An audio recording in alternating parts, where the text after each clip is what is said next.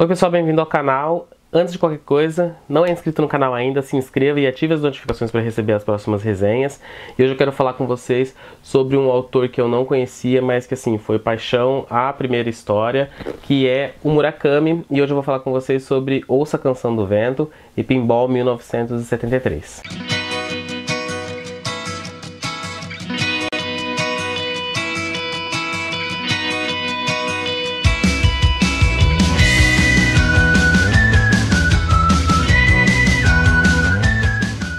Bom, a primeira vez que eu ouvi falar sobre esse autor, o Haruki Murakami, acho que é assim que se pronuncia, foi nos livros da Patti Smith, Apenas Garotos e Linha M.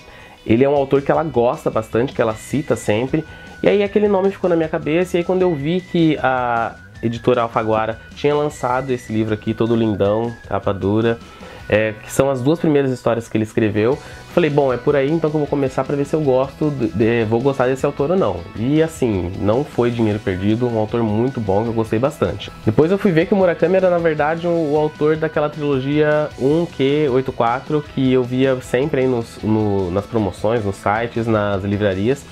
E ele é bem conhecido por essa trilogia, mas foram essas duas histórias aqui que foram o começo da carreira dele como escritor. No prólogo aqui do livro ele conta que ele teve a inspiração para escrever um livro, uma história, quando ele estava assistindo um jogo de beisebol, e aí ele passou a escrever na cozinha dele. E essas duas histórias ele explica que ele começou a escrever em japonês, ele é um autor japonês, e ele percebeu que a escrita ficava muito rebuscada, muito cheia de frescura, e aí ele começou a escrever em inglês. E ele explica que como ele tinha um vocabulário de inglês reduzido, isso fazia com que a história ficasse mais limpa, mais clara, mais concisa. E aí ele começou a escrever desse jeito. Então o texto dele é dotado de uma leveza assim bem gostosa e não menos bem escrito, mas é um texto que você vai digerindo assim com uma facilidade assim incrível. Então vamos lá para a história do livro. Em Ouça a Canção do Vento, nós temos aqui um protagonista que não tem nome. Ele é muito amigo de um cara que chama Rato, e os dois frequentam o bar do Jay. Eles frequentam esse bar ali frequentemente. E o nosso protagonista, ele tá de férias de verão da faculdade, que ele faz faculdade em Tóquio, e ele vai para a cidade dele, que é uma cidade no litoral aí do Japão. Então, durante toda essa história, a gente vai ter aquela impressão de férias de verão, onde ele não tem preocupação nenhuma, ele não tem objetivo nenhum, ele não está pensando, preciso fazer tal coisa no dia seguinte.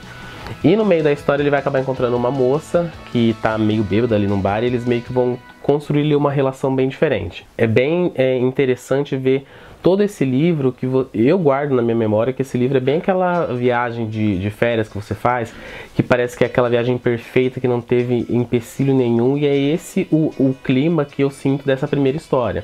Em Ouça a Canção do Vento, o nosso protagonista está livre de preocupações. Ele vai relatando ali coisas da vida dele, coisas sérias, coisas mais corriqueiras, mas tudo é tratado ali com uma leveza bem gostosa de você ler. Já em Pinball 1973, esse personagem já passou a faculdade, ele tem hoje em dia um escritório onde ele trabalha com tradução, ele tem um sócio, tem a sua secretária, ele mora com duas gêmeas num apartamento, e ele vai descrever como a rotina dele se tornou maçante e tediosa e meio opressora. O livro ele muda bastante de tom. E no meio disso tudo ele começa a desenvolver ali uma obsessão por máquinas de pinball, especificamente um modelo chamado Spaceship, que ele começa a procurar ali pelas cidades ali do Japão. É muito bacana o jeito que o autor escreve, porque ele faz pequenos capítulos onde ele não estabelece necessariamente uma ligação entre as coisas que ele está dizendo. Então num capítulo ele está contando uma história da infância dele, no outro ele já está falando sobre um acontecido na vida adulta, só que isso faz com que você conheça bem os personagens e que você consiga se afeiçoar pelo que está acontecendo ali com os personagens e querendo saber, né? Você acaba sendo cativado pela história. No primeiro livro, o personagem do Rato, a gente vê que ele é um personagem assim bem sisudo, ele não se abre, não conversa muito.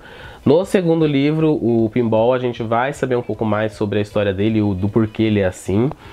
E depois eu descobri que existe um livro mesmo, bem maior, chamado Caçando Carneiros, que é a finalização dessa história aqui.